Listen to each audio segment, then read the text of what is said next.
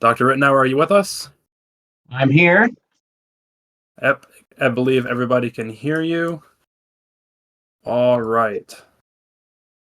So, you have the floor. You're good to go whenever you're ready.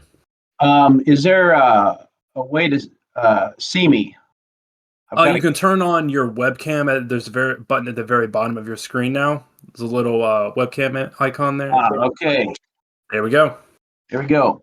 Thank you very much for inviting me to be here. I've enjoyed the proceedings thus far today. Um, uh, it is interesting and helpful that the various people that you've had speak are speaking on their general areas of expertise. I'm going to provide, in some sense, a set of ideas that have been collected by myself in my most recent book on the economics of prosperity. I decided to write that book because I decided it's not uncommon for even people familiar with the Austrian economic literature to think that while we have a recognized business cycle theory, we do not have an identifiable theory of economic growth or economic development. My thoughts on economic prosperity have percolated over the last 20 years, over 20 years actually, while I have taught the course Economic Expansion Development here at Grove City College. And I've come to the conviction that there is a general theory of economic progress. It can be drawn from analysis in the Austrian tradition. And that's what I hope to present to you today, a general theory of economic prosperity.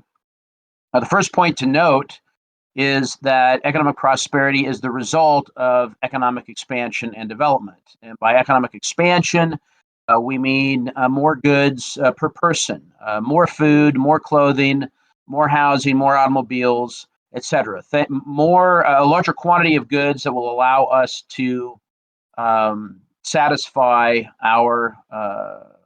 the ends of ourselves and our family and our neighbors. Economic development is something broader.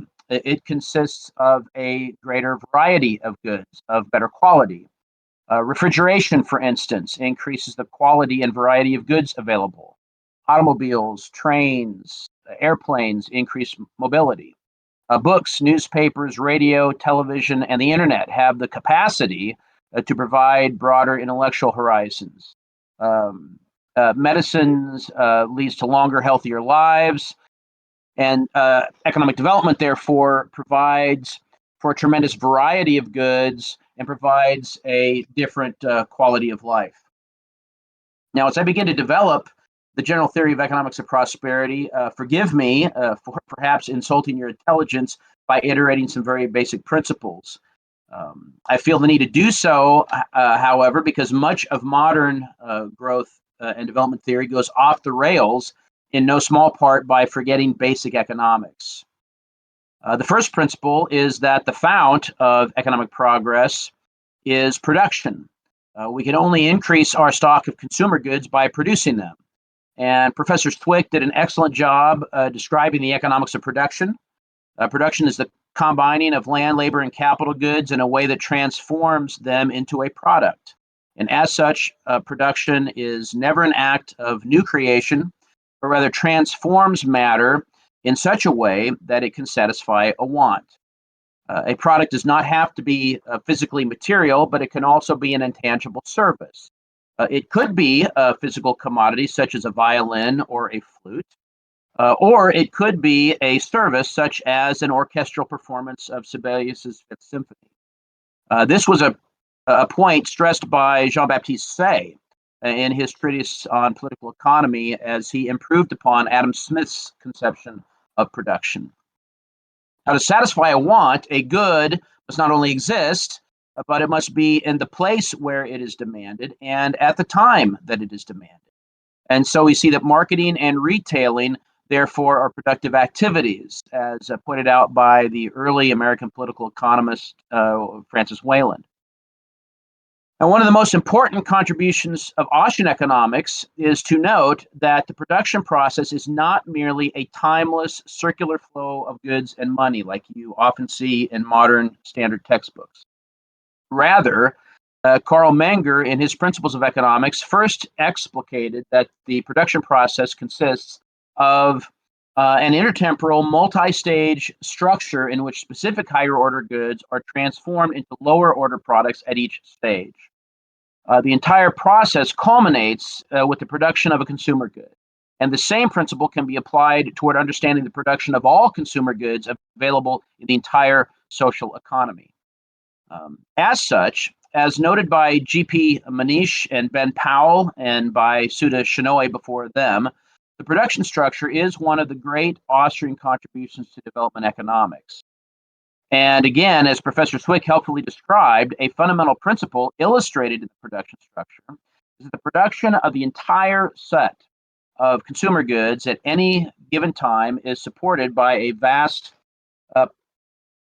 complex intertemporal network of producer goods in which a multitude of disparate factors of production are brought into just the proper relationship for consumer goods to be available to satisfy the ends of people in society.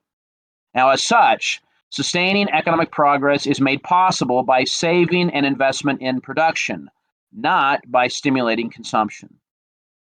Another fundamental principle of the production theory is that factors of production are scarce economic goods. Our capacity for work and our time is strictly limited. The location and fertility of soil are God-given realities.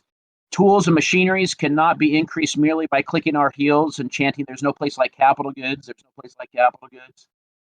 Now, because our factors of production are scarce, in using them to produce one good, we must forego production of another good. So the costs of production are determined, therefore, by the alternative uses for the factors of production. Consequently, to enjoy an increase in quantity and quality of goods at our disposal, in other words, in order to enjoy an increase in economic prosperity, we need to make the most economic use of the given supply of land, labor, and capital goods we can. Now, how are we able to do this effectively in a way that allows for not only efficient production in the present, but for economic progress in the future? Now, this is where we move beyond production theory to the theory of economic progress. And as we do so, we should note at the outset that developing a robust theory of economic expansion and development requires synthesis as well as analysis. The economics of prosperity requires bringing together production theory, exchange theory, an understanding of the market division of labor, capital theory, perception of the contribution of technology to the production process, a knowledge of entrepreneurship and economic calculation, and price theory.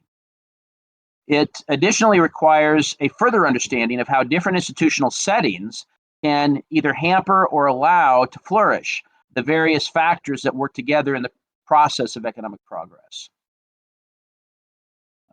Economic analysis reveals four general sources of prosperity, the first of which is the market division of labor. In the taxonomy of production, there exist two main modes of production: direct use production and production for exchange. Now, direct use production, as the name implies, is the mode of self-sufficiency. People produce goods that they themselves want to use. People consume what they themselves produce. None of the production is for exchange in the market, so none of the output is exchanged in the market in this mode. And it's also important to note that this mode is found mainly in poorer, less developed countries. Now, the other mode of production, production for exchange, occurs when production is oriented to what can be sold in the market. It is the primary mode of production in more developed, more wealthier societies.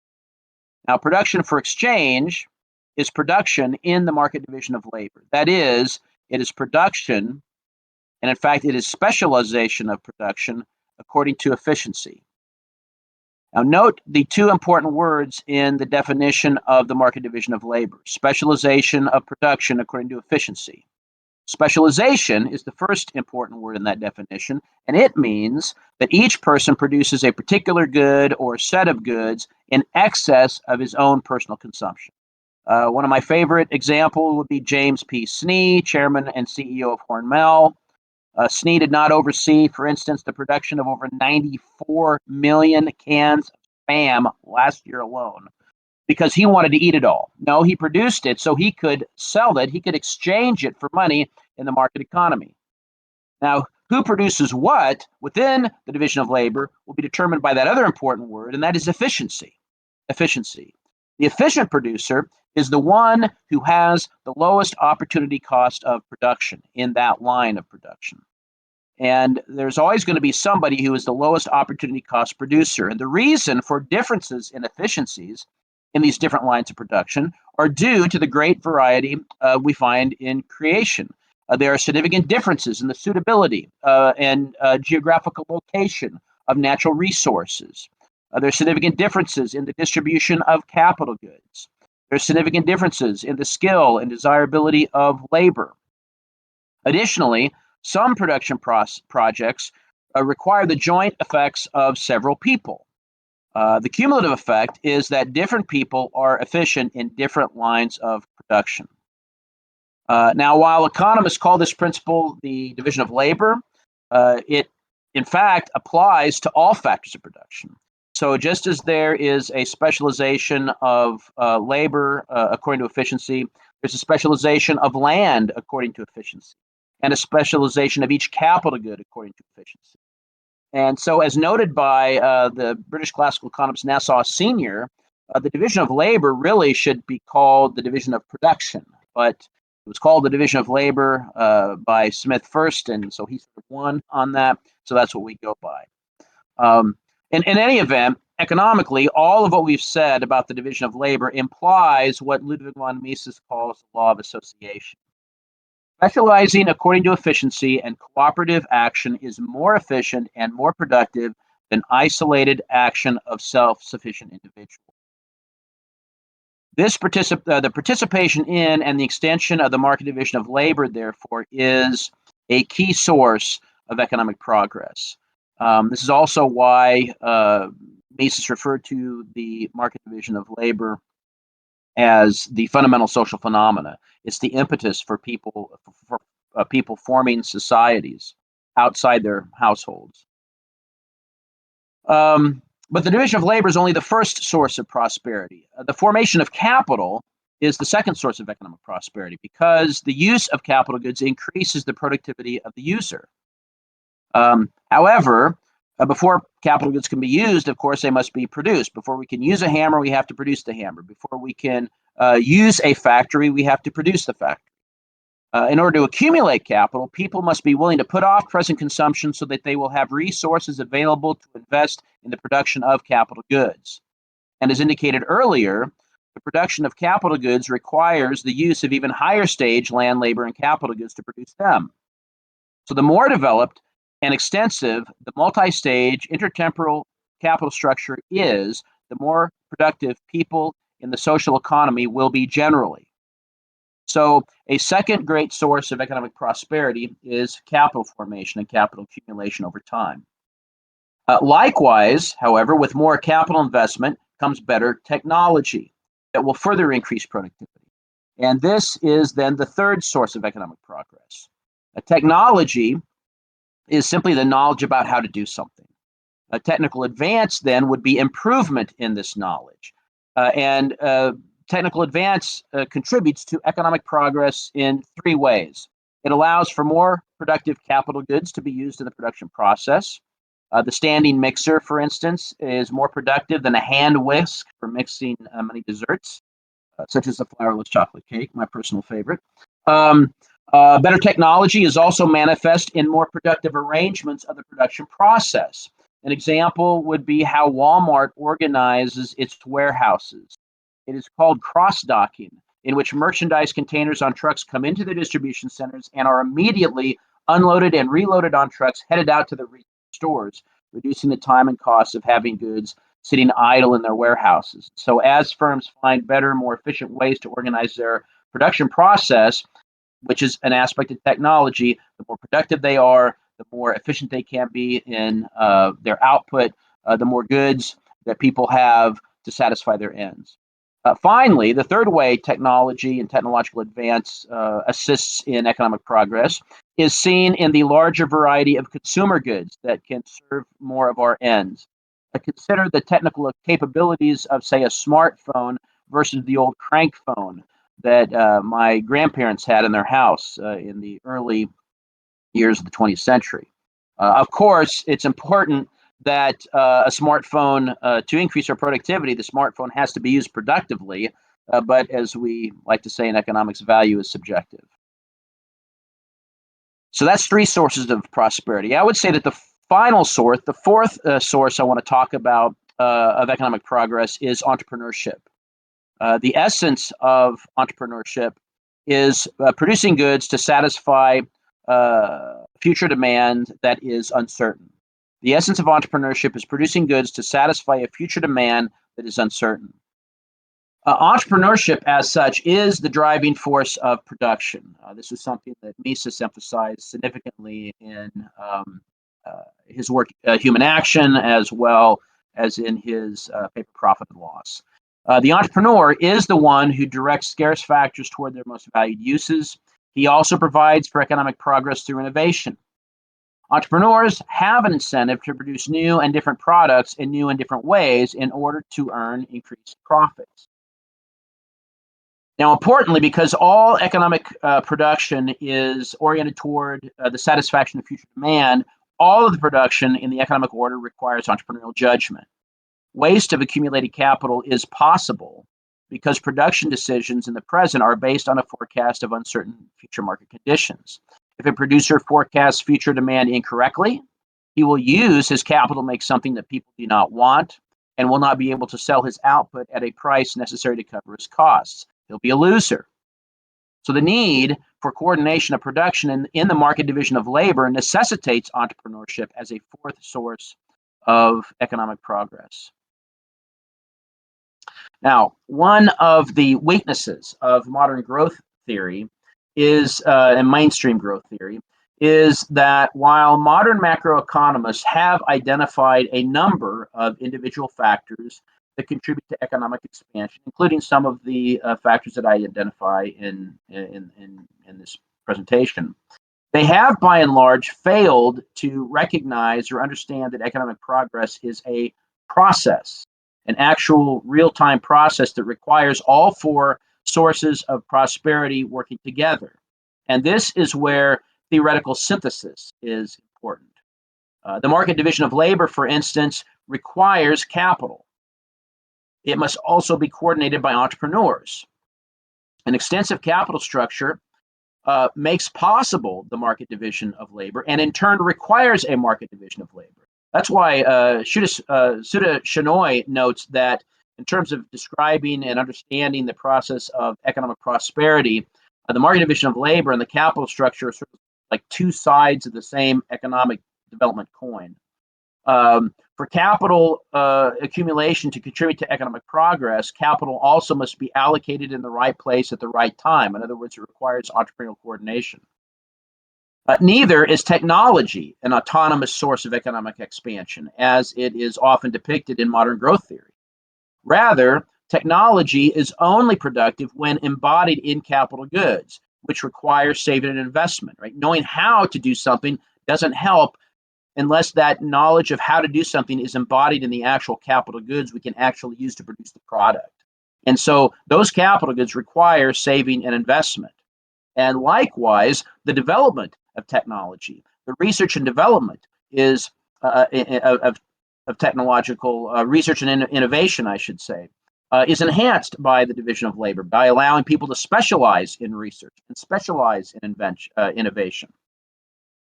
Now, finally, all of the activity in the market division of labor and the capital structure must be coordinated by entrepreneurs. Production for the market makes dealing with scarcity much more challenging. Producers cannot read people's minds in the present, let alone know exactly what they will want in the future. They must produce then based on an anticipation of future market demand by other people. So economic progress requires wise entrepreneurial judgments across many different margins. And a number of economists such as Robert A. Baer, Nikolai Foss, Peter Klein, and Joseph Salerno have all done excellent work on this issue. Judgments must be made about what sorts of goods will be demanded in the future, the quantity of said goods, and the likeliness that they'll be demanded. Judgments must be made about the most profitable type of product, the best location to produce and supply the good, the optimal scale of production, and the optimal time of availability given the above constraints. So there's a lot of decisions that have to be made. There are likewise many necessary judgments regarding capital investment, decisions about the optimal intensity of capital, the optimal durability of capital goods, the optimal specificity of capital goods, and the quantity of capital goods in which to invest in a given situation for a given production process. All of those decisions have to be made by entrepreneurs. Additionally, there are judgments to be made about technology. Choices need to be made about the utilization of factors with different types of technology and about production process organization. And because technology always must be embodied in capital goods for it to be operational, entrepreneurs must make investments in specific capital goods as well as make decisions about specific investments in specific research and development. Now, this raises a crucial economic question. How do we deal with the production for the demand by others who have their own subjective preferences that cannot be merely intuited? The answer is economic calculation. The ex post indicator that an entrepreneur has furthered economic progress is economic profit. The profit and loss process in our economic order is dynamic and continually in flux. No producer can merely rest on the laurel of past profits. Entrepreneurs need to use economic calculation if they are to direct factors of production toward their most valued uses. Market prices allow entrepreneurs to make meaningful comparisons of social value between different consumer and producer goods because money prices are all expressed in the terms of the same good, namely money, the monetary unit. The same objective prices are determined by the subjective preferences of buyers and sellers. If the expected price of a final product is greater than the sum of the prices of the factors of production, the entrepreneur will produce that good. And when entrepreneurs realize profits, they do so precisely by providing those goods that people value the most in the least costly manner. Now, organizing production according to profit and loss calculation fosters economic process because economic goods are scarce. Because means of production are scarce, it is in the general interest to allow the most efficient producers to produce less expensively. And additionally, it is in the general interest to allow consumers to seek out goods of the quality they want that are sold at the lowest prices. Incidentally, the functioning of the profit and loss system gives the lie to the old Marxist canard that a grave weakness of capitalism is that production in capitalism is for profit and not for use. In fact, in the free market, production for profit is production for use. Think about it. In the free market, the entire structure of prices for all consumer and producer goods are ultimately determined by the subjective preferences of everyone in society. So it is people's subjective preferences that decide what is profitable and what is not.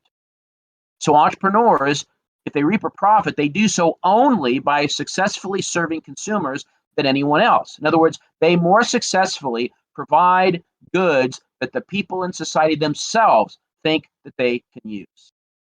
So in the free market, production for profit is production for use. In sum, economic progress is the happy consequence of a highly developed division of labor, taking advantage of an increasing capital stock, embodying appropriately improving technology, wisely invested by entrepreneurs. This is a process of what Jesus Huerta de Soto called dynamic efficiency. Now, if we want to benefit from economic expansion, we need social institutions that support dynamic efficiency. We need an institutional environment that fosters the development of the division of labor, the accumulation of capital, technological improvement, and successful entrepreneurship. In short, we need private property and sound money. Because it is voluntary exchange that makes the development of the division of labor possible, We will benefit from the division of labor only if dwelling in a society with institutions supporting voluntary trade. And one of the necessary conditions to participate in voluntary exchange is the ownership of the goods being traded. A voluntary exchange society, therefore, flourishes in an environment of private property. And therefore, in order to take advantage of the division of labor and benefit from the economic development that flows from it, members of society must be secure in their property. Likewise, for capitalists to have the incentive to accumulate capital, they must enjoy the right to property. If, for example, the state enforces confiscatory taxation, capital accumulation is hindered because taxes reduce net incomes. So capitalists have a smaller quantity of money available for saving and investment. Additionally, capitalists have less incentive to save and invest because taxes increase costs, so they are guaranteed a smaller return on their investment. So capital formation, therefore, is dependent on the ability and incentive of people to save and invest. And therefore, the social institution of the right to property is crucial to foster and encourage saving and investment. Additionally, the entrepreneur's need for monetary market prices in order to calculate profit and loss also points to the necessity of private property and sound money for entrepreneurship. Only voluntary prices are manifestations of the subjective values of the buyers and sellers in society. So again, voluntary exchange requires private property. Without voluntary exchange, there can be neither money nor market prices. And falsification of prices due to monetary inflation, for instance, are at best lead entrepreneurs astray. At worst, it leaves them paralyzed. Now, without economic calculation, those directing the allocation of the factors of production have no way to allocate the factors wisely. Capital is consumed, standards of living fall. So the social institutions of the free society, private property, and sound money, and the free market that they foster are all vital contributors to human flourishing and hence the economic good. An important implication for the brass tacks of economic policy is that societies need to reject policies that kick against private property and sound money. We must say no to both socialism and interventionism. Socialism destroys the possibility for economy by abolishing private ownership of the means of production, which in turn eliminates the market price system, providing no ability for entrepreneurs to engage in economic calculation. So rational decision making about production is impossible, and what is supposed to be a planned economy turns out to be what Mises called planned chaos, right? The economic decision makers are left groping about in the dark. Various forms of intervention are similarly destructive. Government spending, confiscatory taxation, government borrowing, government regulation of production and labor markets, foreign aid, and monetary inflation all work against economic progress by hampering the function of the market. And they thereby make it harder for entrepreneurs to produce goods most valued by people in society for prices that they're willing to pay.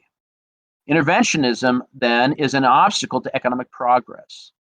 It retards the amount of saving investment that takes place. It makes it more difficult to coordinate the market division of labor, so people are kept from finding their more efficient line of production. Government intervention retards the development of technology, and it makes the entrepreneurial judgments more difficult to engage in wisely. So interventionism hampers economic progress. It will keep less developed societies mired in poverty and lower the standards of living for any nation embraced by its clutches. Finally, it should also be noted, as Thomas Sowell reminds us, culture matters. While McCloskey goes too far in dismissing the importance of institutions, it is nevertheless true that private property does not guarantee any specific magnitude of economic progress. It only makes it possible.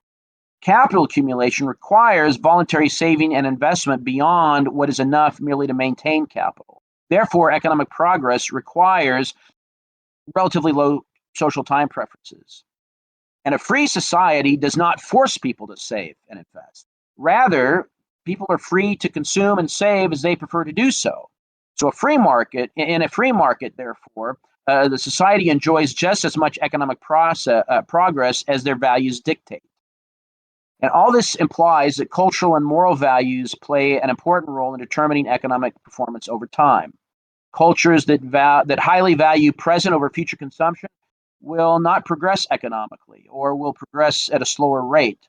Cultures that value thrift and cultures that foster longer time horizons will tend to experience more economic development.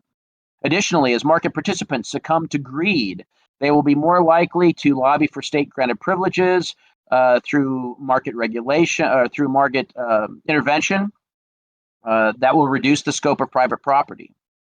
The increased likelihood of fraud and theft increases uncertainty and promotes suspicion of one's neighbors rather than the trust and that is necessary, or that perhaps is not absolutely necessary, but trust that would foster a voluntary exchange society.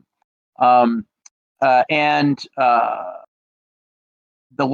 increased likelihood of fraud and theft results in more resources being directed away from producing goods toward protecting property. So the conclusion of the matter is this. Those societies which embrace the market division of labor, saving and investment in capital formation, technical innovation, and entrepreneurial venturing in an institutional environment in which the right to private property is held inviolate, those societies will reap the blessings of economic progress, and they will enjoy as much prosperity as scarcity will allow. And with that, I'll conclude my remarks and be open for questions. All right. Well, thank you very much. I'll go ahead and kick off the questions here. One thing that we've seen a lot more in recent years is the rise of this sort of post-colonial scholarship and things that have taken place as a result of a lot of more of the work that's been done in areas like critical race theory and things like that. And one of the big tenets in this sort of post-colonial theory is the idea that the reason why some areas like sub-Saharan Africa, for instance, is so poor is because their resources have been stolen, and maybe even up until present day are still being siphoned off by Western countries. And this effectively explains some of the wealth disparity between countries like in the West or the United States that are relatively richer and other countries that are relatively poor. So I think I could probably guess your answer, but what do you think about that thesis, and what do you think are some of maybe some of the problems from it, and maybe some of the empirical data that just doesn't line up? Yeah, that's an excellent question. I think that just a couple points. One, historically, it's interesting to note that those, say, nations in Africa that have experienced the most economic progress, this is something that P.T. Bauer brought out, by the way. P.T. Bauer notes that those nations in Africa that have experienced relatively the most economic prosperity compared to other countries in Africa were those countries that had more connection one way or the other, including colonialism, with the West. That in general, those nations that had more connection with European nations and the United States enjoyed more economic prosperity than those that have not. So empirically, historically, Bauer would say that the experience of colonization is not an explanation for why certain nations in Africa are poor. And secondly, I would simply say that even if that was the case, that one nation colonized another, colonization basically is over.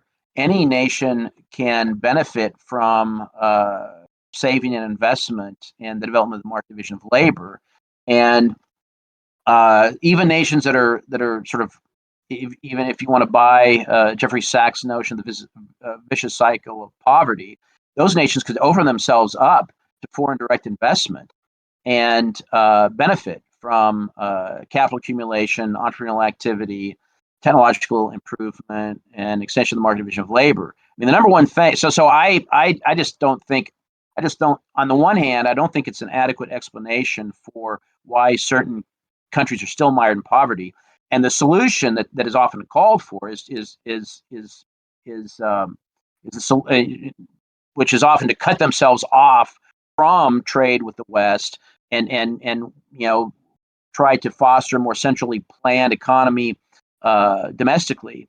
Those solutions are a disaster and have been a disaster. I mean, that's the continent of Africa has been one socialist experiment after another in many countries that are still mired in poverty. And so it seems to me that the jury is completely out, and not all revisionism is revision toward the truth.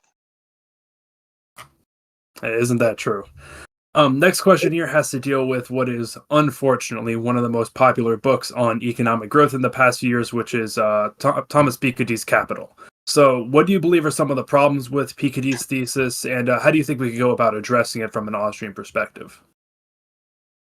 Well, I'll be honest. I haven't read Piketty's book. I know his main arguments. It seems to me his fundamental problem is the idea that he he treats like capital with a capital C as if the capitalists are always the same people, and so as they save and invest and hoard, they get higher incomes and they just continue to hoard these things, and it is basically late 20th century Marxism sort of warmed over.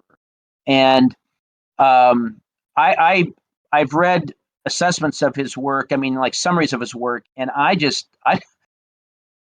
don't see when I read his work and then I look and see what the economy actually is. I don't see hardly any overlap. I just think he fundamentally misconstrues the nature of the economy in the same way that Marx did. And so, I mean, it's not really an completely adequate response, but I just think he makes a fundamental error when he fails to see that, say, the people that earned and amassed significant amounts of capital, say 50 years ago, if not 20 years ago, are significantly different from the people that oversee the capitalist investment today. And so there is no monolithic class, shall we say, and specifically in a free market. Right? Certainly, if you have a capitalist class that's propped up by the state, well, then of course you have people that can tend to amass capital and hold on to it from one generation to the next. I mean, Patrick Newman's presentation on cronyism is very relevant for that point. But so any response that any policy prescription that Piketty tries to propose actually makes the problem worse. So I'm thoroughly unimpressed with his perspective. All right. Next question here has to deal with one of the things that you talked about, specifically the role that institutions and sort of the broader social environment plays in the role of economic growth. And the question is, given the fact that we're talking about institutions, which is something that we don't always talk about a lot in economics, as sort of like this cultural or social idea, do you think there's maybe the potential for a sort of interdisciplinary handshake almost between economics and sociology whenever it comes to discussing these kind of ideas of institutions and cultural environments when it comes to the role of economic growth? I think there could be, for sure. I think it has to be, some sense, has to be the right kind of economics and the right kind of sociology. I think that for interdisciplinary work between economists and sociologists to be fruitful, both disciplines, because they're both different branches of the social sciences, they both need to begin with the general principles of human action. If they both begin with the general principles of human action, then there's a significant affinity between the two, and then they would both be able to examine how institutional change one can come about in various parts of society, and what are the economic implications of that. But if you have a sociology that's driven by ideological axe grinding sociology that either doesn't, that gives short shrift to the importance of human action, or just again sort of speaks in vague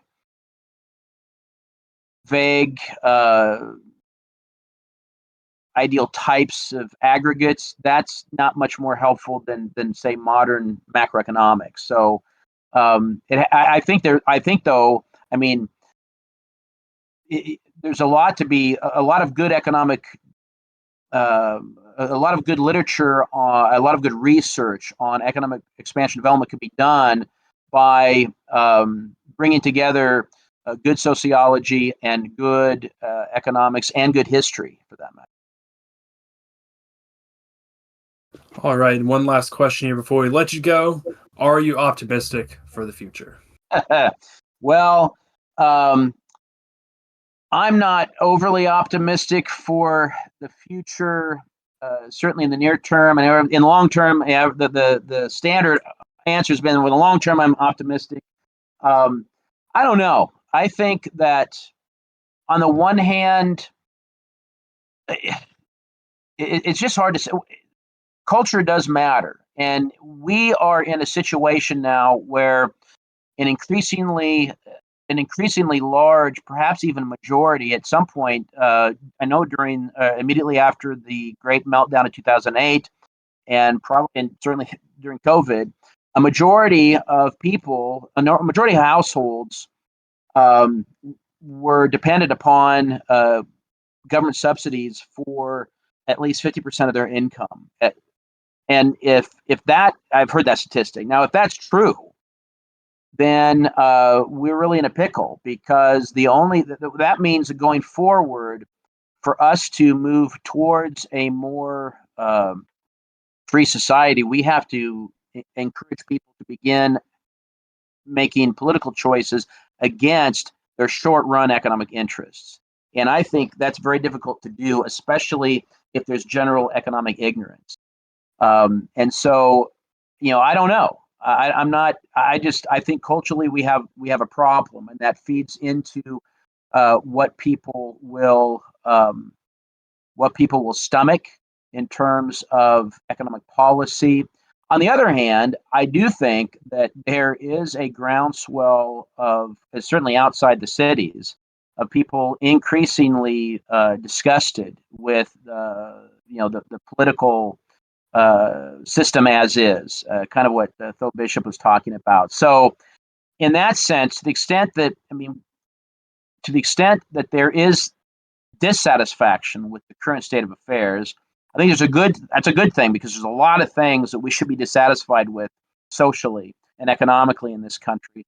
And so to be optimistic, though, I would have to have a sense that more people understand basic economic principles. And I think I think we need people who can communicate basic economic principles to normal people outside of the halls of academia, and help them to see how a free society really is beneficial for everyone in the long run. And we have to be willing to say no to cronyism. And you know we have leaders right now that thrive on cronyism. So I I don't know. It's a rambling answer to say I'm not sure. It depends on the day. Some days I feel optimistic, and some days not so much. I find that feeling very relatable. Well, thank you very much for being here. We appreciate it. Do Thank you have you. anything you want to plug, and where can people find you at? Well, I'm senior fellow at the Mises Institute, so I haven't written anything there for a while, though. But you can see my videos of lectures and presentations on their media feed. My most recent book is the economics of prosperity, and it's available on Amazon. I edited the book Mises Reader, that's available at the Mises Institute as well. And if you want to send good students to college, send them to Grove City College. Absolutely. Well, thank you very much for being here today. We appreciate it. Thank you.